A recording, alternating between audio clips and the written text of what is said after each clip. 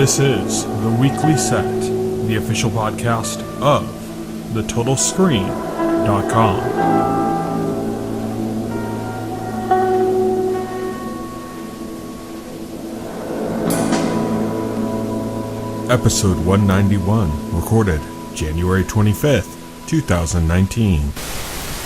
Hello, and welcome to The Weekly Set, the official podcast of The Total Screen. I am your host. My name is Tyson, and joining me today, as always, is my partner in crime here at The Total Screen, William Rohrig. Hello. So, today we are going to be talking about, as usual, True Detective and The Good Place, but we're also going to be talking about The Magicians, which just came back this week for its fourth season. So we're going to talk about all three of those shows. Also, I should note that this is the last episode of this season of The Good Place, so we won't be talking about it again for several months. Not until fall, I think. But let's kick things off with True Detective. We're going to be talking about the episode The Big Never. This is episode 3 of season 3. So just in general, I didn't like this episode as much as the first two.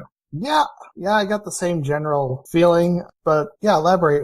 So why didn't you like this as much as the first two? I think mostly it had to do with the way that the first two episodes are really playing with the idea of time and memory, and that just is kind of completely absent here. Right. It was just kind of following the story in these different, it just didn't feel as interesting. Right.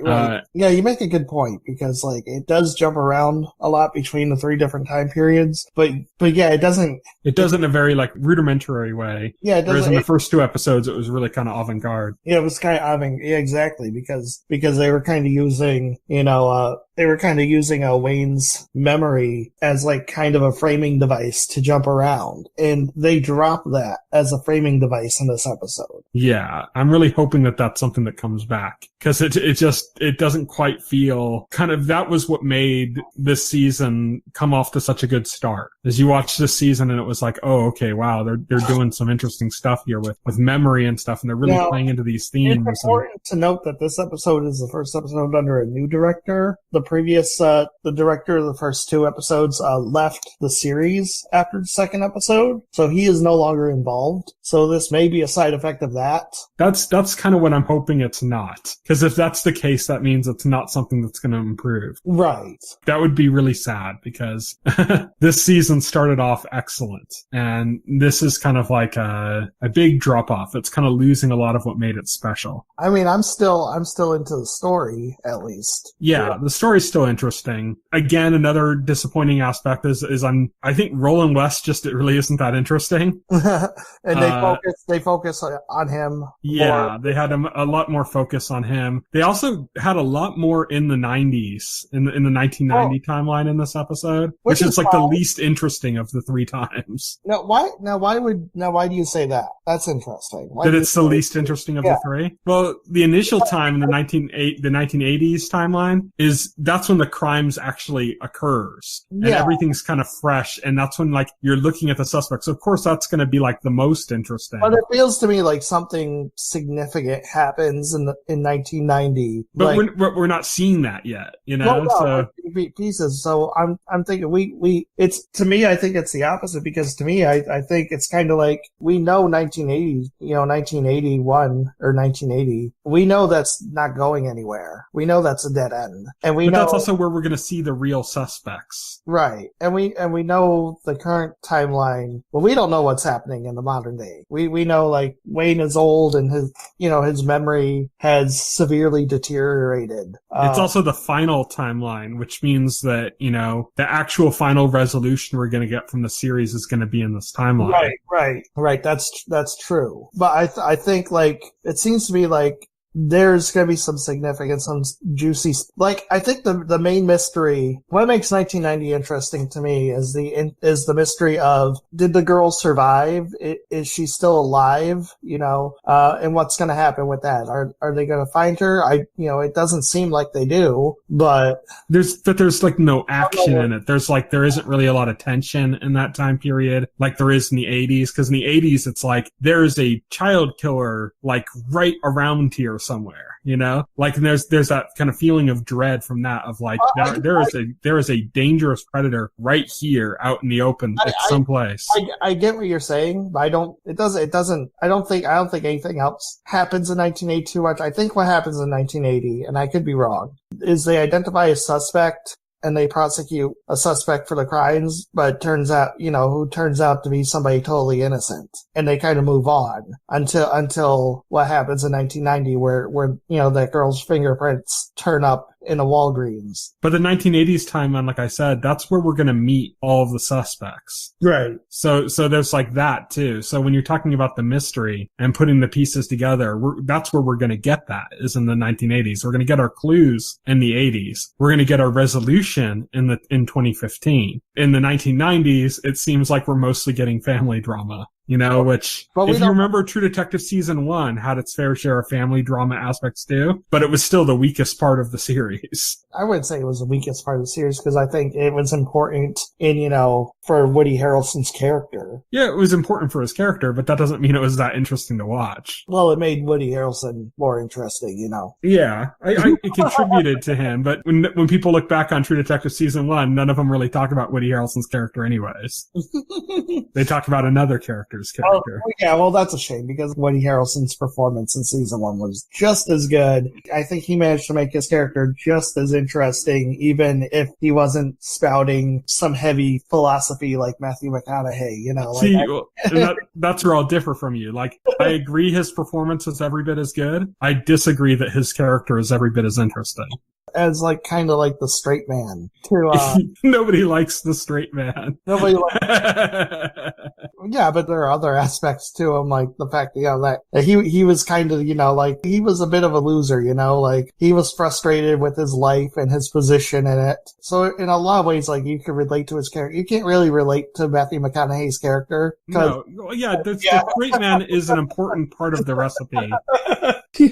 In any drama, comedy, anything, if you're gonna have a weird element, a straight man is an important part. That's how you get grounded. That's how you get in the picture. I'm not saying any of that's bad. I'm not saying that, we don't even have his character was unnecessary or anything. We don't even have that dynamic with this, though. There isn't a straight man, I guess Roland West might be the straight man. I guess, but then there's nothing so odd about Wayne either. So, I don't know. There's a few things odd about him. His work doing recon in Vietnam has made him kind of interesting. And now in the kind of current times, he's got a pretty severe chip on his shoulder. In the 90s setting stuff, that seems to be all the storyline is him getting angry at his wife, yelling at his daughter till she cries, and calling his old partner racist. Or not racist, but saying he only succeeded because of racism. Right. Well, yeah, he's got a chip on his shoulder, which suggests that whatever happens, we know that whatever happens in 1980, it led to him losing his job as a detective, and it led to, it led to him being bitter. Whatever happens, it's some bad shit, and I think, again, that's all going to happen in the 80s storyline. and here's what I think, in 1980, and I think there's going to be a racial component to it. I think shit's going to happen, and he takes the blame because he's black. Yeah. I think that's what happens. And I think I think he does hold deep resentment over that, which is why when you see him in 1990, he's bitter, why he hasn't talked to Roland at all, why they lost touch, why he's snapping at everybody, because he's just bitter about what happened 10 years ago. I think the 90s might become an interesting story, timeline. I'm just saying right now, it's the most boring of the three. Well, we got some movement, right? Because we got the 19 where Roland, he gets put in charge of this task force now, and they're gonna reopen the investigation based on the new evidence that came forward. And so the first thing he does is he recruits Wade. Yeah. And so that seems to be going somewhere now. So where? We might, well, that's the mystery. That's the fun, right? We don't have a full picture of any of these timelines, to be clear. Yeah, I just don't think, like I said, I don't think anything interesting yet has happened in the 90s in this show. Right. Interesting stuff has happened in the 80s. The initial crime happened in the 80s. The discovery of the body with these straw dolls happened in the 80s. All that stuff happened in the 80s. The stuff in 2015 was interesting in the first two episodes because 2015 was the base of the framing device, playing with his memory memory and the way that happened, that's all because of the 2015 timeline.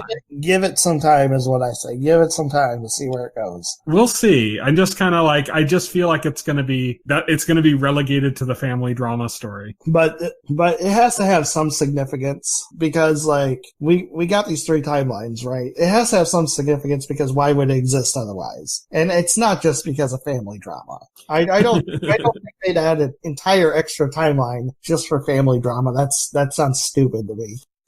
No, I don't think they created it for that purpose. I just think that the majority of what happens in there is going to be relegated to that.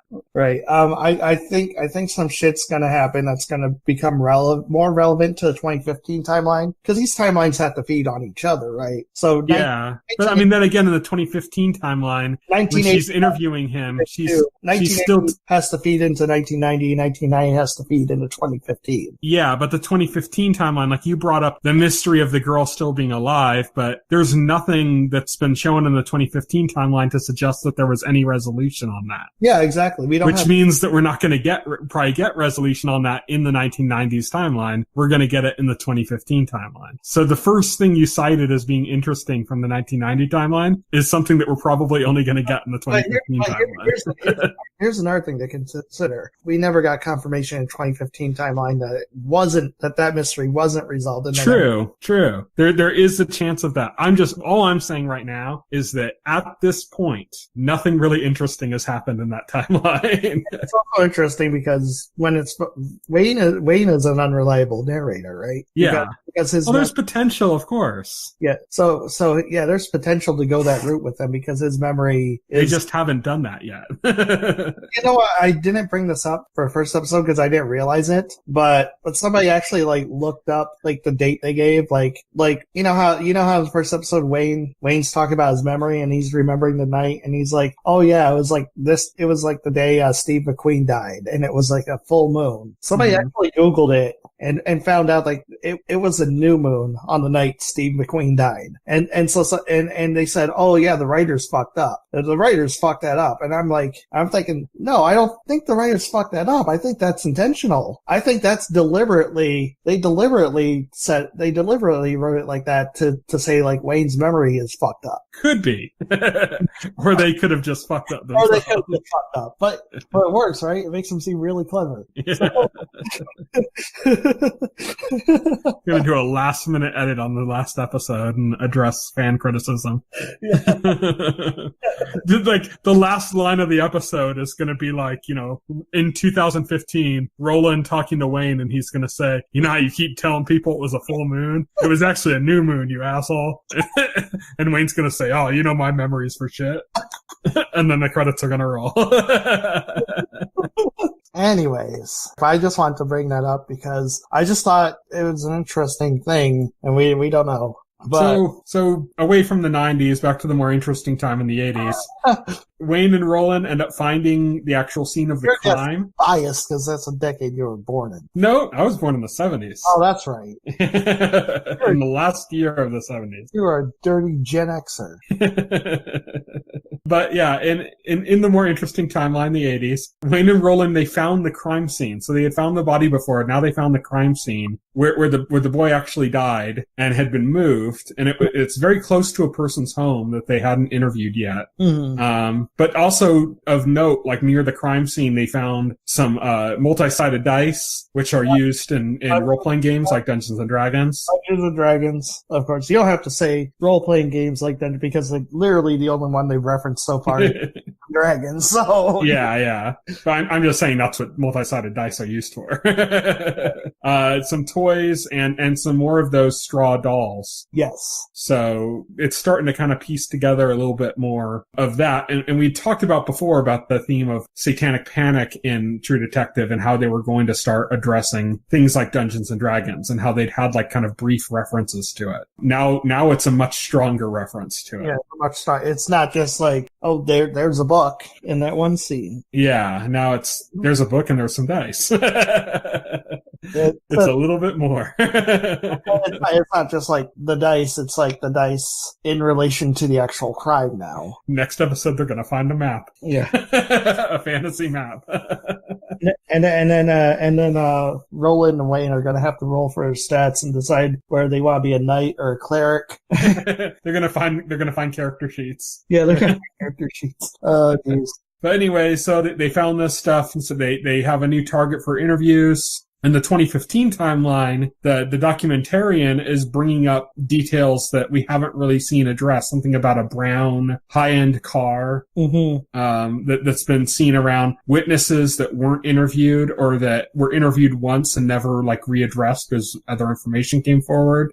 Many of which mentioned this brown high-end car. Now we got, say, early in this episode, we go to 2015 and we find, Wayne and his son are at the doctor's, and his doctor is telling him, that he has, that he does have a disease, Yeah, they kind of referenced it without saying it. Yeah, they didn't say. They said, we don't know for sure what it is, but we know what, that it isn't, or that it's not that it isn't, or something. I can't remember exactly how they phrased it, but basically hinting, likely that it's Alzheimer's. Yeah, likely that's Alzheimer's. Wayne is insisting that there's nothing wrong with him, that he's insisting he's fine. And Wayne references the event he had where he was kind of out of body, at the end of the last episode? Yeah, where he's underneath the street signs, Yeah, he's referencing it not as him just sleepwalking or having an episode, but that there's something weighing on his mind and he can't quite figure it out, and that's why he did that. His subconscious took over or something at some point. But his son is saying, "Oh, you blacked out. There, there's something wrong," and he's insisting, "No, no, there's nothing wrong. That wasn't." That wasn't an indication of anything wrong. Yeah, it was an indication of him being at the edge of a thought, at the edge of a clue or something. Right. And he just doesn't quite see the full picture yet. Right. So yeah, is there anything else we should really mention about this episode? It kind of was a lot less eventful than the first two. Oh, well, the trash man. Oh yes, the trash man was assaulted. Got the shit kicked out of him by some rednecks, seen that coming. What else happened? Not much else happened, really. Well, there was, so we had mentioned Wayne being very, snappy in the 90s timeline. Well, you're talking about the Walmart incident, right? Yes. Which I think you've already referenced that. We referenced it very quickly, but that he yelled at his daughter. I think that we didn't mention the whole thing. There wasn't too much more to it than that. Basically, his daughter disappeared when he was shopping. Yeah. And he freaked out and had a mad panic moment. And the main key point of it all, besides just the fear because of the case that he's worked and how it relates to that, but that we know from the last two episodes that he has this very strained relationship with his daughter. Yeah. And we have this moment in which when he finds her, he's kind of screaming at her, don't you ever do this, don't you? And she's in tears and bawling. Okay. And he doesn't know how to deal with that. And so it's kind of like a clue as to how their relationship doesn't work, how he's unable to connect to her in a way, cause it's not like she's crying and then he's able to kind of make it better and connect to her. He can't make that connection after she's crying. No, he can't. He just says, kind of I'm sorry and let's just go. And that's it. Yeah. He can't make her understand or create that empathetic connection. And my feeling is, that's basically his relationship with his daughter in a nutshell, because I'm pretty sure that's not the first or last time he does that. Yeah. And that's why, he has such a strained relationship with We also mentioned him being kind of snappy at his wife, but we didn't mention the details of that, which is that his wife is kind of working the case while he's not. Right. And she's kind of excited to be doing so, and she's using her assets to her best effect to get what she needs, including flirting with certain men, in order to get certain pieces of information. Wayne isn't just resentful of that, though. It's clear that he's resentful of the fact that she's involved in this case that was his. Yeah, he's not anymore. He's on the outside of it. Yeah, he's clearly resentful of that. He's still bitter. Again, it feeds into because he's still bitter about what happened to him. Yeah. And when she starts talking about this case, he's already worked up because this is just right after he gets home from screaming at his daughter at Walmart. And so, he's already worked up. And so when she starts talking about this case and that bitterness and stuff comes back to fore, and he just goes off on her. Not screaming at her. It's not he just says some really mean shit. Yeah. Yeah. We can see how he's sabotaging his relationships. Yeah. That's pretty much it, though, for True Detective. Yeah. Let's move on to a show that just came back this week. One of our favorites we always talk about. Before we even talk about the show itself, which is The Magicians, by the way, I want to mention that one piece of news that The Magicians has been picked up for a 5th season. Yes. Ahead of this episode airing. So before this episode came out, they picked it up. I totally forgot about that. But yeah, it has been, yep, they picked up for season 5. I'm happy. You know, with SyFy having basically canceled all the other shows that they had when they introduced The Magicians. It was always kind of like in the back of my mind, you know, is it going to be The Magicians' turn next? And I'm happy to see that that's not the case yet.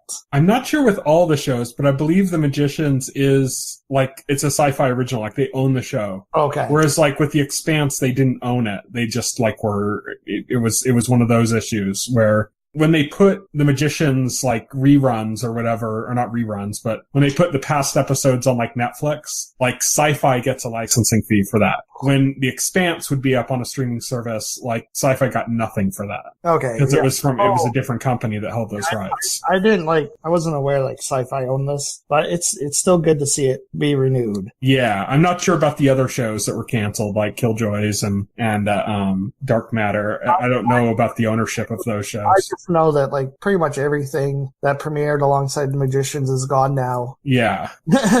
Magicians is still around, and they even paired it with like Deadly Class, which is a very Magicians-like show in the sense that it's both kind of special schools. I gotta watch Deadly Class. It's pretty good. I still haven't seen the second episode yet, but it's paired up with it, so the episodes come out like, you know, back to back. I hate the fact that I have to like sit there and watch commercials on SyFy's website. You're spoiled by screeners. Yeah, I was very spoiled by those screeners. I'll have to see if I can hook those up again. Last season ended with basically the library and a select other few groups of people took over control of magic. The library took over. They call themselves the Order now. Yes. They took over magic. Let's see, quick recap. The library took over the magic. All our principal key main characters have different lives, no memories of their previous lives. It's actually further than having no memories. In fact, they have completely different identities. Yes. You know, so they appear differently to other people. I think that's specifically so that other people that were not treated don't go like, Quentin, what are you doing here, Quentin? Why aren't you at break bills? You know? Yeah, right. It's for that purpose that they're unrecognizable to other people. With the exception of Alice, who's being held prisoner by the Order, mm-hmm. and Elliot, who is actually taken over by a demon monster who was in the Magic Castle at the end of last season and he escaped and is possessing Elliot. I don't remember for sure not if Elliot was given a different identity and was then taken over. You know, that's not made no, because they don't make that clear because we just see Elliot in at the end of last season. We see Elliot already possessed, approaching Quentin. Right, he's already possessed when we see him, so that's not. But we don't see when he's possessed. Yeah, well, the assumption is it had to have been sometime while they were still in that castle, right? Could be, or it could have been that the thing escaped in its other form and then dropped this form. Right. So we don't know. So that's fuzzy, I guess, but we know that Elliot is possessed. And that's it. Yeah. Alice is the one we know for sure is the one person who didn't get her memories erased or get a new identity. Yeah. But it's interesting because not only do, they have these false identities and their memories have been changed and everything, but there's a few other things. There's a reference later in the episode without, you know, getting the order all out to them being juiced up, them having too much magic. Oh, yeah. So there's something about that. I don't know. I took that juiced up to mean like the magic being used on them to give them these new lives. I don't know. It's the way she said it though. She said you're juiced up too much to be legal. Well, here's the thing. Here's the thing. Because we do know that as they start to become more aware of who they were, like the magic around them starts trying to kill them to like discourage them from probing deeper. I don't know about killing them, but yeah, to definitely discourage them. Yeah, to definitely. Things explode around them. Like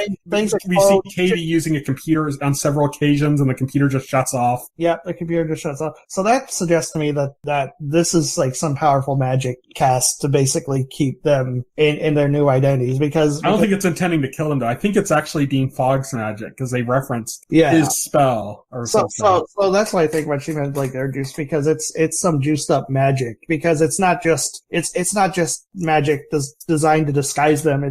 There's also magic, that's keeping them from discovering those disguises as well. So I don't think that's what it is. You gotta imagine it's some pretty powerful stuff at play. I don't think that's what it is, and it's only because very quickly within that scene, within like a few sentences, she mentioned both the curse on them or the spell on them and them separately being juiced up. Okay. So I think they have more magic. Perhaps this spell is feeding off that magic. I don't know, and that's why they still have it. Perhaps Dean Fogg found a loophole and has left them with some more power, but they just don't know how to use it. She said she mentions too much to be legal, but we do know that this is through a special deal Dean Fogg made with the Order. Yeah, but like that's what I said. I don't think it's the magic that Dean Fogg used on them that's juiced up. I think it's them that's like, I think they have more magic than other people, that they're somehow not restricted. And I think that might be Dean Fogg's doing, because he seems to be planting some seeds. Dean Fogg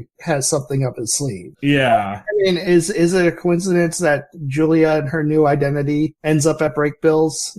Like you would think that's not fails out miserably and is still being accepted. Well, the fact she ends up at Breakbills in the first place, you would think that would not supposed to be happening to any of them. Yeah, but it happens to Julia, and it's kind of like you gotta raise the eyeball. You gotta think, that seems like some fuckery by Dean Fogg. You mean it happened to Kimber? Oh yeah, it happened to Kimber. Yeah, right. Because that's what's interesting is that they show this person being brought to Breakbills in the same way that people were lured there in the first season. In the very first episode, the same way like Quentin was lured there and Julia was lured there, we see this woman Kimber being lured there, and we don't know that that's Julia until later, which is like, I thought that was really cool the way they did that they kept it as this like, oh, we're meeting this other student joining in, and how they're brought in to kind of see Breakbills from this different perspective, and then we find out, oh, that's Julia. So I thought that was kind of well done, but even more cool was the way that they paralleled Quentin meeting Elliot with Kimber, that we later know as Julia, meeting Todd. Yes. And Todd dressed like Elliot. Todd basically taking Elliot's place as like, But he's trying to look slick. He's laying back. He takes a drag on the cigarette and then immediately starts coughing. Yeah, it's funny because like he's trying to be cool, like like Elliot was, but he so obviously is not. I thought that was really well done. I thought everything with that whole scene was really well done. That whole storyline. It was a nice mirror of like the first episode, right? Yeah.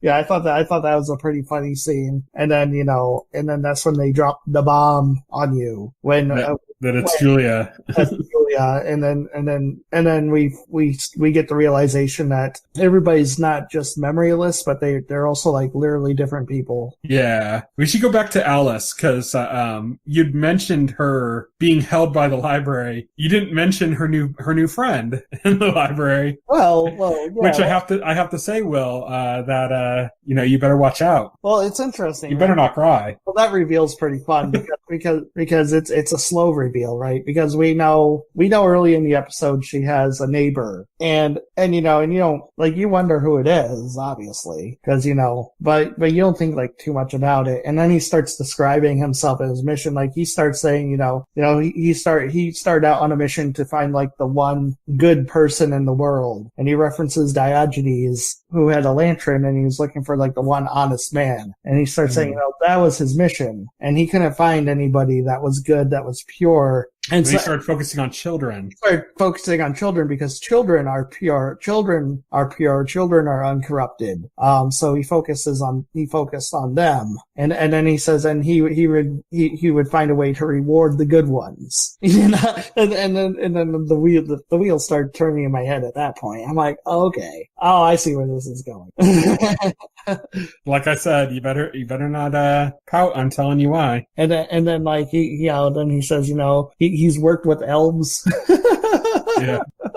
And they're not as into that weird sex stuff as it's been reported. And then, yeah, he reveals that he's Saint Nicholas. Yes. Don't call him Santa Claus, because that's over commercialized bullshit. I love Alice's reaction though. Are you Santa Claus? Yeah. He's being held captive by the Order as well. He had stolen a book from the poison room. Yep, he had stolen a book from the poison room, so they got him locked up. Alice is looking for a way to escape, so she slits her wrists in order to She does what appears to be an attempted suicide. Yeah, she slits her wrists in order to get into the infirmary where she grabs a cockroach. And for a spell, presumably a spell that's going to get her out of there. I'm not quite sure what she's doing. I don't think she is either. Yeah. I don't know, but that's the plan, apparently. She's collecting stuff, it looks like. Yeah, she's collecting things that could be useful. Like I don't think she's quite sure even what she's gonna do. Just that she's collecting, it's not that she's just grabbing random stuff. She's grabbing stuff that she knows has uses. Right, she knows has uses, like a bug. Yeah. So she's doing that stuff and she has some kind of a plan, but it appeared as suicide. So, yeah, Santa Claus is a little upset with her initially, thinking that she tried to kill herself. He wasn't let in on the plan. Yeah. And we also have the head librarian who seems to be a little obsessed with Alice, and almost it's kind of in a creepy way. It's almost like as if she's trying to have Alice take on like the daughter role of the daughter that she inadvertently caused the death of. Because if you remember in the last season, that the deaf woman was her daughter, and they had that part where they blocked her into the one room or whatever and killed her. Do you remember that?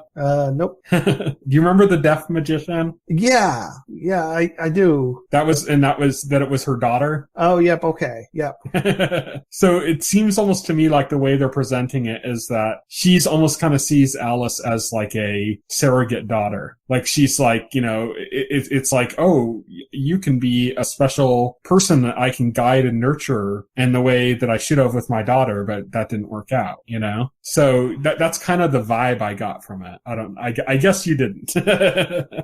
Nope. But let's move on to the next character on my list here. Katie, also going by the name here of Sam. Mm-hmm. They do a little swerve on us. In the season finale last year, we saw what made her appear to be a drug addict. And that's kind of where we pick up with her here too. Yeah. It appears like she's this drug addict, that she's going to get busted by the police or something. And then you find out, no, she is a police officer. Yep. Well, you find out that they gave everybody pretty good lives, actually. Right? Yeah. So, yeah, nobody ended up in a shitty position. So yeah. Well, that's good. But yeah, so she's a cop, I think she's FBI actually. I think she's just a state police. Whatever. She's law enforcement at any rate. She's like a detective, yeah. And so a true detective. And so basically she's following this guy. She's trying to take down this guy she suspects is a drug dealer, but he keeps slipping away. So she's chasing him. She chases him into this electronics store, and he disappears. And it's funny because she goes in the back room and she sees like a mirror with blood on it, but like nobody's there. She asks like the guy at the counter, if he saw that guy run in there. The guy at the counter, like, he's a hedge witch. He points. He's got the tattoos. Yeah, I was gonna say that. I was gonna say he points to his headphones, as plausible deniability. But yeah, he's got the hedge witch tattoos. And so she goes back to her computer. She tries to look up hedge witch. As soon as she does, her computer like craps out. Well, she doesn't look up hedge witch. She's like looking because she doesn't know what that is. She's looking up the tattoos. Yeah, she's looking up the symbols. I'm just trying to shorthand. Abbreviate, yeah. To get through the discussion. So, but in her course of doing this, she ends up kind of stumbling upon hedge witches, and the hedge witches kind of are interested in her too because there's something going on with her. And the one guy that she was trying to track, he scries her, and it like basically explodes in his face. Yeah. And so the next time she finds him, he's got like an amulet for protection, and he said it's protection against her because of the thing she has. And he's kind of talking about selling spells because he thinks like, well, obviously she's amped up. She's got some kind of magic going on with her. She knows all this stuff. And then she doesn't know what anything was because, what are you talking about? She takes his amulet from him. He runs off and gets immediately like hit by a bus. Yeah. and dies. So, no, he doesn't die. He doesn't? No, they reference later that he's in the hospital. Okay. Anyways, now that she has this amulet, she does some more searching, and now stuff isn't like exploding. It's being kept at bay because of the amulet. Yeah, well, and through that she ends up stuff mostly isn't exploding. Stuff still explodes, but yeah, she's getting further. Through that she finds out about a book called A Flock of Lost Birds, which is also the name of the episode. Yeah, and this is basically like is it like a graphic novel? I guess. Yeah, graphic novel. That's representing basically the stories of all of these. Of all of them. Yeah, it's all their stories. It's stories of their current lives, their current identities, right? Yeah. So it's not like her story as what she was. It's her story as Sam, the detective. Yeah. But through that, not only is it somebody with her exact name going through the exact thing she's going through, but she discovers other people as well. She discovers Margot, who is now Janet, a fashion mogul, and she also discovers, Penny, who is a famous DJ named DJ Hansel. Yeah. Who's also dabbling in being a guru. Yeah, he's also dabbling in being a guru and stuff. And Josh. And Josh, yes, can't forget about Josh, who's a limo driver. Yeah. So she finds them, and she also knows about everybody else through this comic book, but she hasn't run into or recruited them yet, as of this episode. But she basically knows a lot through this comic, mm-hmm. and she gets together with them. And they resolve to find out what the hell's going on. After she basically shows everybody the graphic novel and convinces them that there's some weird shit happening. They basically resolve the band together and find out what's happening. Then they run into the main hedge witch, Marina. Yes. Yes. Who died in season 2, except if you remember last season, her from a different reality came back with them. Yes. From the 23rd reality. Yeah, we had 23rd timeline. We had that nice trip to an alternate timeline. So, and remember, Penny is alternate timeline Penny, not the Penny from our current timeline who is also dead. Yes. Yes. So these are the 23rd timeline versions of these characters. Anyways, I want to go back a little bit and talk about Margot, because we get some funny scenes with her. I was just going to segue to Margot, actually. I was just going to go there. So, yeah, go ahead. So, Margot, we have all these funny scenes with her because she's basically like she's like the Devil Wears Prada. Yeah. She's just kind of in her element. It just she's basically Margot, right? Yeah. She's what you'd imagine Margot would be if she wasn't a magician. Right, exactly. But she's been having these dreams. She goes to sleep and she encounters Ember of Fillory, basically, playing with cats, and you're like, wait, Ember's dead. And this is like a kind of like a god's version of like a pre-recorded message. Yeah. An alert if something goes wrong. Yeah, he basically says like this is an implanted, I don't know, message. Just for simplicity's sake, let's say message, although it's a very dynamic and interactive message. Yeah. But then this is an implanted message planted in Margot, or the King of Fillory, that's basically... Which is really funny because she keeps saying it's really disturbing. You look like a woman. That's so chilling. Yeah. He keeps referring to her as king and a boy. Yeah. But basically, it's like, if shit's going down in Fillory, like, he's there to be like, fix it. And he doesn't have any idea what's going on. It's just something triggered him. He doesn't even know what it is. Yeah, he doesn't know. They make reference to like a zombie apocalypse kind of in a joking way. It could be that. It could be rogue gods. Oh, I like what he says. He says it could be rogue gods invading Fillory. And he says it could be the undead, although I don't find them very threatening. I mean, they're kind of slow when they're rotting, and they just creep me out. So get rid of them. Get rid of them. Yeah. So yeah, so like something's up in Fillory that's triggered his alarm or whatever, and so he's like, fix it. And of course, when she gets the first dream, she has no idea. Well, she doesn't even know she's Margot. Yeah, this is before she even encountered Katie with the book, where they have like some idea that something's up. So she doesn't. This is her first clue that something's up. So she's like, well, I don't even know what the hell this is. You have horns? What the fuck? Yeah, he's what the fuck, and he's just like, well, something's wrong, fix it. And so she doesn't know what the fuck's happening. And then the second time, she goes, he's upset that she hasn't done anything. This is the very end of the episode. This is the very end of the episode, yeah. He's upset that she hasn't done anything, and she's like, the fuck you want me to do? And he's like, well, something's wrong in Fillory, fix it. And she's like, Fillory? I'm in New York City, where all the important people are. And then he's like, oh. And he's like, oh, well, that's not a problem. And he transports her to Fillory. If you notice, even before that, though, he had like a kind of sharp reaction, very quick, sharp reaction to her saying she wasn't in Fillory. Yeah. And if you remember, like, the High King's not supposed to leave Fillory. Oh, that's true. Yeah. So he was kind of like, she's like, I'm not in Fillory. He's like, what? Yeah, he's like, what? And then, like, after like a while of her talking or something, he says, oh, well, why didn't you just say so or something? And then she wakes up in Fillory. That's the end of the episode, but there's other stuff we gotta get to. Having like no knowledge of Fillory at all outside of it, like in her mindset now, she only knows it as a fictional world in these books that she can't order. She's trying to order on Amazon, and her account's locking up. Oh yeah, that's right, because the magic locks her out of the account. Nobody around her seems to have it in stock, so she can't find these books. And now she's actually there, and so she is in such a world of shit because she's there and she doesn't know what the fuck's going on, and there's apparently major shit going down in Fillory. Yeah, so which we have no idea what it is. So she is pretty much, she's screwed.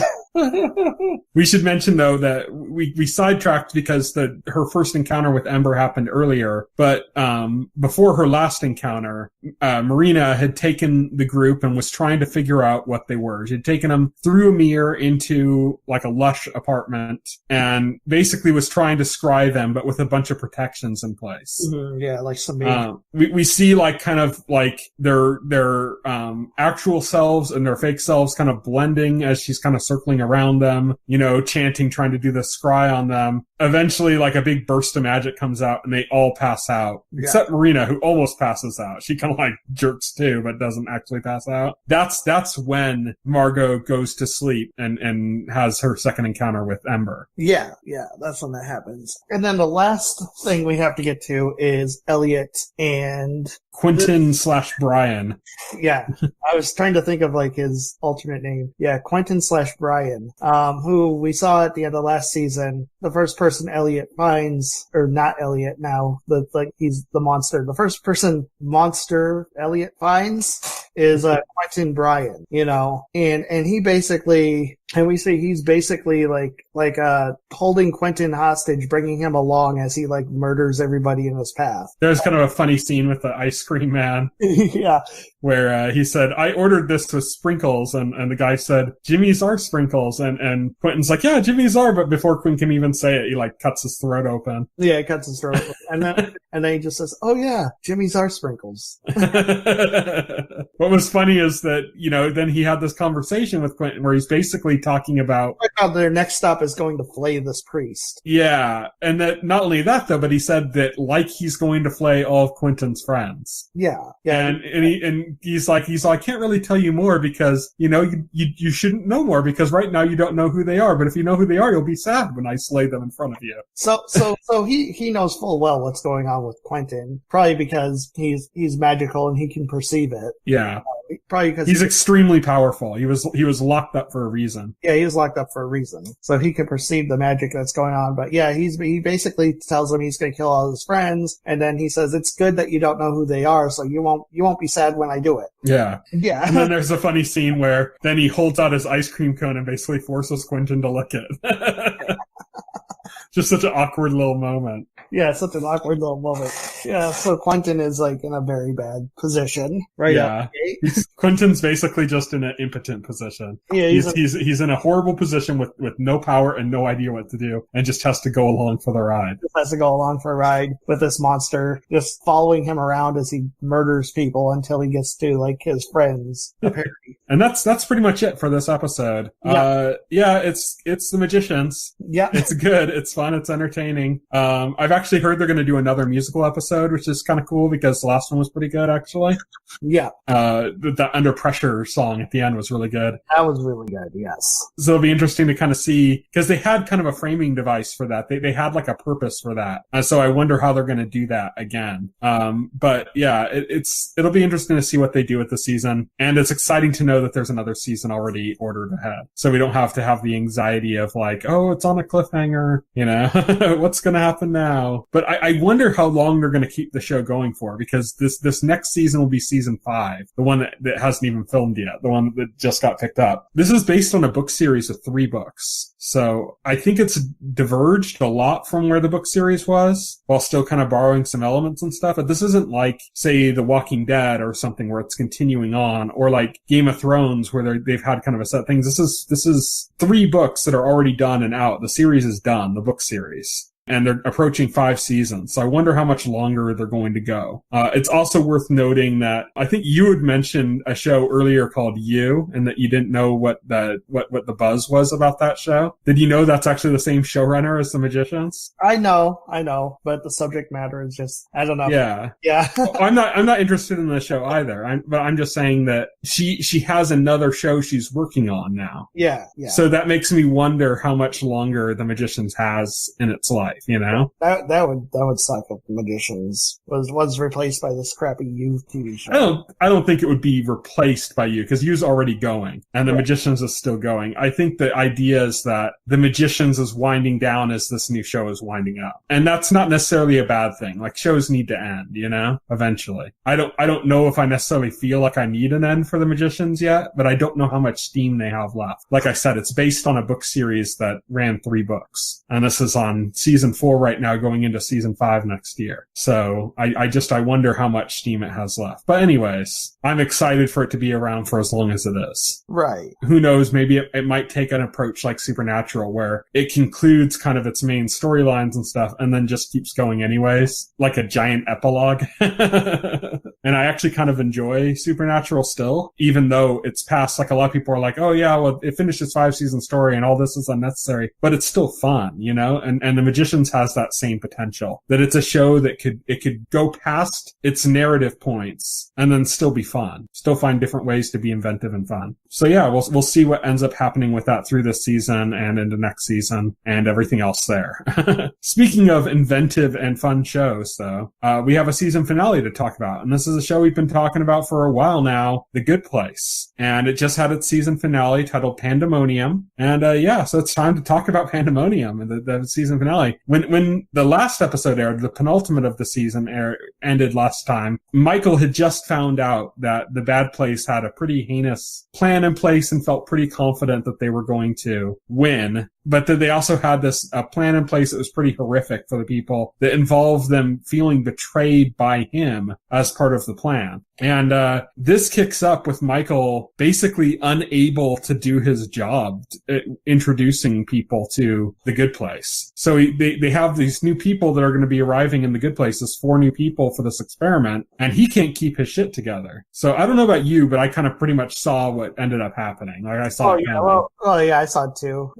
It was telegraphed, because like Eleanor can't calm him down and they need to put their game face on, so Eleanor just steps into his role and she claims to be the architect. Yes. So she ends up claiming to be the architect, and I thought it was hilarious when she tried to read his file. She was all, and all of your life's choices, which are right here in front of me. And she opens up a file and it's all just in like gibberish and like an alien language or something. Yeah. And she's like, yep, that's it right here. What an interesting life.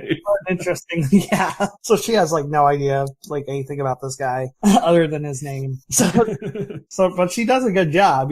She like gets him acquainted with the neighborhood. She goes through basically she hits all the points that Michael hit when like he introduced her. Mm-hmm. The one real funny thing is that he keeps asking questions, and she reaches the point where she just can't answer anymore. So she just like introduces him to Janet, and then says, "Oh, so do you have any questions for Janet?" And he immediately asks like what's the most interesting like celebrity hookup or something, or like the hottest, most interesting celebrity hookup. And she says Ruth Bader Ginsburg and Drake, which I thought was hilarious. The Supreme Court Justice Ruth Bader Ginsburg and rap musician Drake. Yeah. Which is funny enough already, but it was even more funny because they brought it back later on in a point when Tahani was talking about the relationship between Chidi and Eleanor and saying, "You're like the most natural couple I've seen since I set up Ruth Bader Ginsburg and Drake." So I thought that was kind of like a little cute callback they ended up doing later in the episode. But anyways, so this first guy, I love because there's the one scene where like Eleanor is talking to everybody, Chidi, Tahani, and Jason, and basically laying them in like she's the architect as far as this guy's concerned, and Jason's like cheers up. Jason's like, "You got this. You're like the Blake Bortles of whatever's happening right now. I don't know." Jason's always hilarious. Hilariously ignorant of everything around him. Yeah. So anyways, we find out that this guy that was brought there, like Tahani goes out to meet him, and he immediately recognizes her and knows who she is, and she's like, "Do I know you?" And he's like, "Well, no, but I know you." And we find out that he wrote for a gossip magazine. Basically, she was his beat. He would just write negative things about her. That was his job. She was his beat. He just wrote negative things about her, and so basically we get to the big thing that's happening is since the bad place got to pick who they were, the bad place specifically picked people who would conflict with the original group. So they specifically picked him because he wrote nasty things about Tahani to drive Tahani crazy. And then we find out, then they take a look at the next person scheduled to wake up into the good place, and they find out it's Chidi's ex from earlier in the season. Yep, Simone, who had worked with Chidi. Who had worked with Chidi. And now this is a big problem because like Chidi can't remain his composure around her at all. There's a lot of problems with it when it's first introduced because, well, first off, now Eleanor's playing the role of the architect, but Simone's met Eleanor. Yeah. As a human. So there's lots of problems. So Michael immediately summons a conference with Sean and the judge, and he calls foul on this. He says, this is not fair. The bad place is purposefully doing this to game the system, and I love Sean's reaction because Sean is like, no, come on. It's not my fault that Simone just happened to die. And then he's like, you want to know how she died? Oh, it's hilarious. He's like specifically talking to Chidi too. He's like, "Oh, Chidi, you got to hear how she died. It's so funny." It's so funny. You just being like a real asshole. And the judge is like, fine, I hear you, but Simone can stay, but she has to have her memory erased from before she ever met anybody. Yes. The problem, of course, is that erasing Simone's memory fixes one problem, but as you'd mentioned, Chidi can't. He's not a good liar, and he can't lie. He can't just avoid her. Yeah, because his purpose is to help shape her into a better person. So Chidi can't avoid her, and Chidi can't pretend like he doesn't know her. Yes.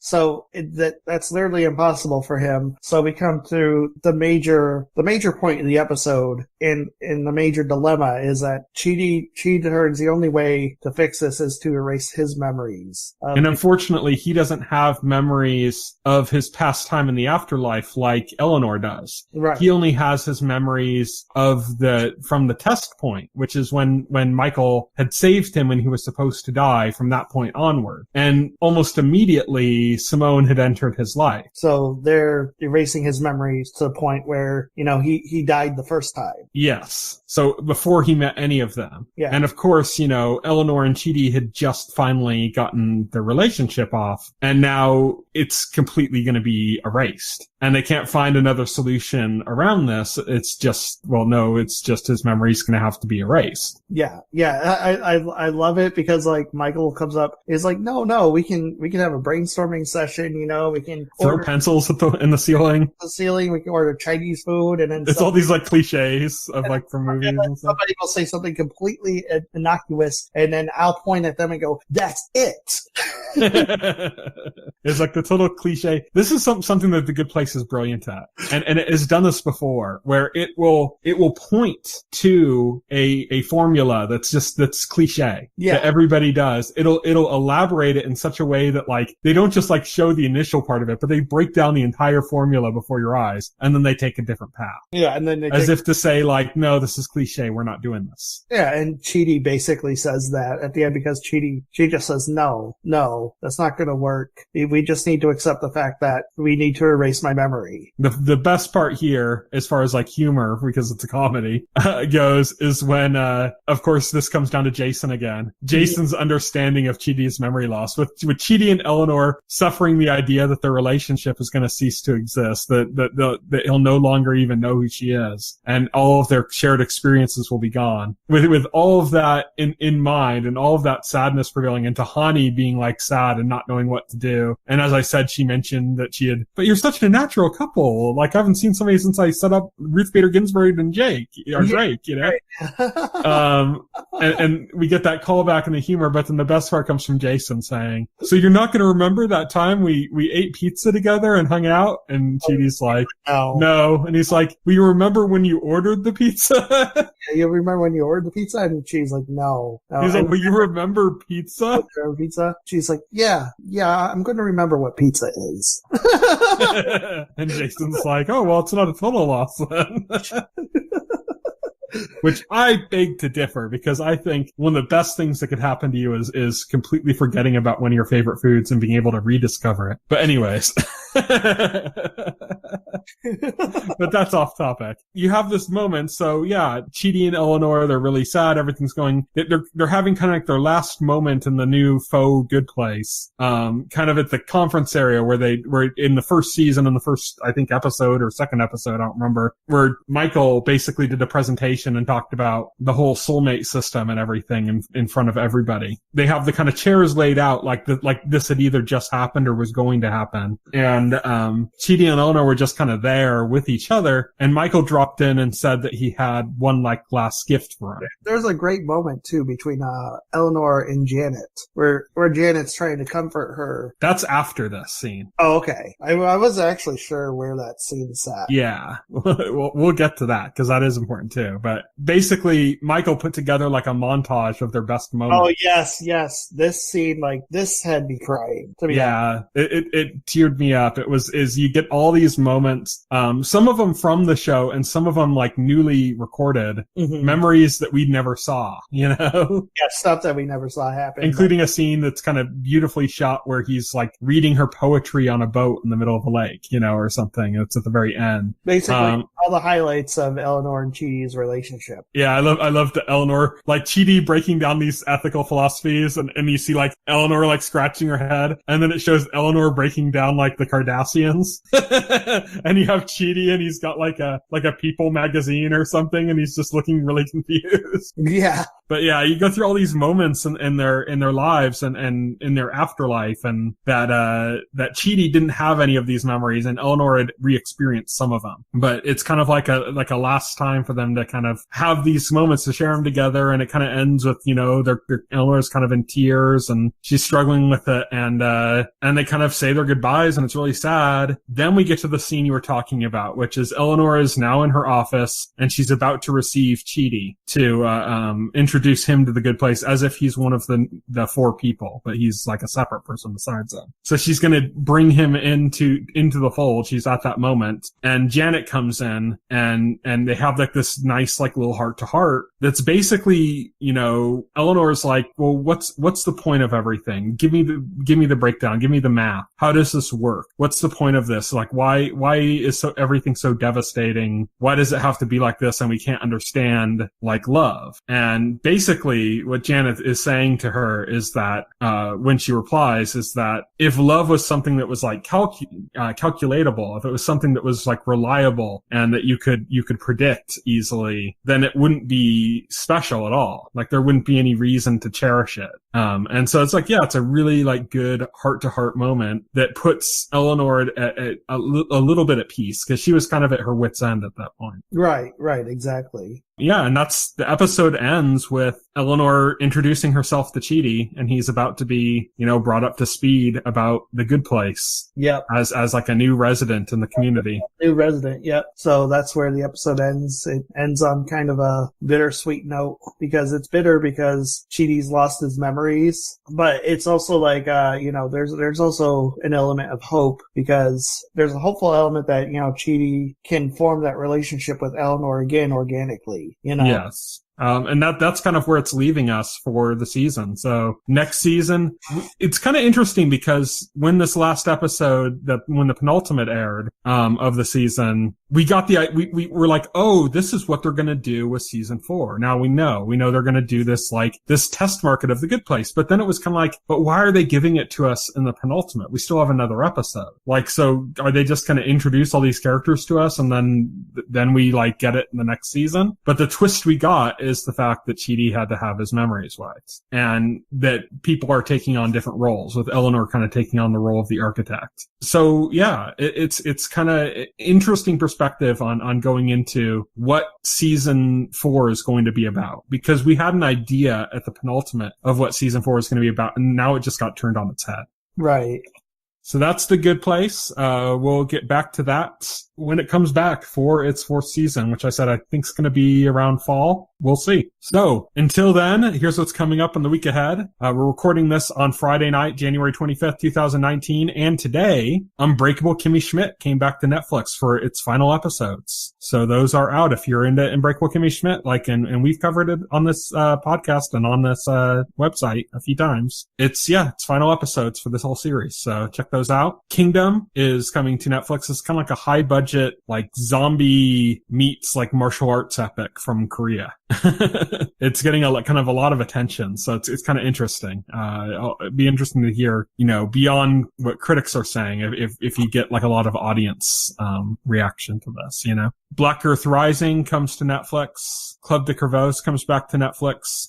Medici comes back to its 2nd season on Netflix. It's subtitled, so it's Medici the Magnificent. Can't remember what the 1st season was called, but every season kind of has its own subtitle. Kind of like Spartacus, how it had Blood and Sand and Gods of the Arena and all those ones. But yeah, so that's a 2nd season of Medici. 4 More Shots, Please comes to Amazon Prime, and Strike Back returns to Cinemax. On Monday, January 28th, 2019, I Am the Night comes to TNT. This is a crime miniseries, kind of in the vein of like a True Detective. It stars Chris Pine from the rebooted J.J. Abrams Star Trek, and he's kind of like the lead in this. It's a miniseries, so it's not going to be anything that goes beyond a single season. On Wednesday, January 30th, 2019, Ryan Hansen Solves Crimes on Television comes back to YouTube Premium. So if you don't have YouTube Premium, it might be a good time to get it. There's a few originals that have been kind of interesting on there.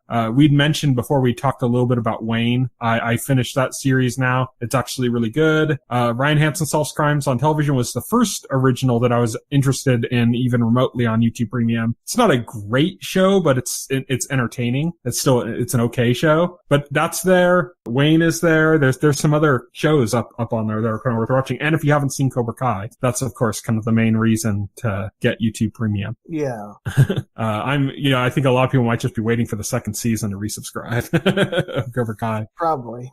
But when you do, check out Ryan Hansen Solves Crimes on Television as well as Wayne. On Thursday, January 31st, 2019, Will and Grace returns to NBC. And last lastly, on Friday, February 1st, 2019, the ABC Murders, a miniseries, comes to Amazon Prime. Russian Doll comes to Netflix. And Siembra Bruja, Always a Witch, comes to Netflix. Another foreign series. So check all of that out if you have any interest. Next week, we're going to continue our discussion of True Detective Season 3 and The Magicians Season 3, or Season 4. Yeah, The Magicians Season 4, I should say. Until then, yeah, you can follow me on Twitter. I'm at Tyson Gifford. You can follow Will. He is at Voxel Hero. You can check out our Facebook page and our YouTube channel, as well as our site, thetotalscreen.com. You can subscribe to the podcast through any major podcast client like iTunes or Pocket Cast, and the entire backlog of our podcast is available on our YouTube channel, so check that out. All of it, the links you can find on our website, thetotalscreen.com. Thank you, everybody, for listening. Good night. Good night. If you would like to reach out to us and make a comment, send an email to contact@thetotalscreen.com.